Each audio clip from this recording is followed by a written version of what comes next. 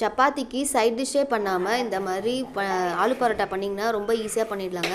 அதுக்கு உருளைக்கிழங்கை வேக வச்சுக்கணும். வெங்காயம் நைஸாக அரிஞ்சு எண்ணெயில் வதக்கிக்கோங்க. கொஞ்சம் உப்பு போட்டுக்கோங்க. உப்பு போட்டுட்டு கொஞ்சமாக வெறும் மிளகாத்தூள், மல்லித்தூள், அப்புறம் ஜீரகத்தூள் இது எல்லாமே போட்டுக்கோங்க. போட்டு கொஞ்சம் ஒரு பெரட்டிட்டு உருளைக்கிழங்கு நல்லா வேக வச்சதை நல்லா ஸ்மாஷ் பண்ணி இந்த மாதிரி நல்லா கலந்து விட்டுக்கோங்க. அப்புறமா கொஞ்சமாக கொத்தமல்லி தூள் எல்லாம் போட்டுட்டு சப்பாத்தி மாவு இந்த மாதிரி பிசைஞ்சு நல்லா உருட்டிக்கோங்க. உருட்டிட்டு சின்ன சின்ன உருண்டையாக நம்ம கட் பண்ணிக்கணும்.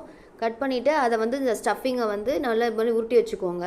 உருட்டி வச்சுட்டு இந்த மாதிரி நல்லா கொழுக்கட்டை பண்ணுற மாதிரியே நம்ம மூடி அதுக்கப்புறம் நல்லா தேய்ச்சி தோசை தவாவில் போட்டு எடுத்திங்கன்னா மேலே கொஞ்சம் பட்டரும் இதுக்கு ஒரு கப்பு தயிரும் கொஞ்சம் குக்கும்பரும் வச்சுக்கிட்டாலே போதுங்க. சைட் டிஷ் எதுவுமே தேவையில்லை.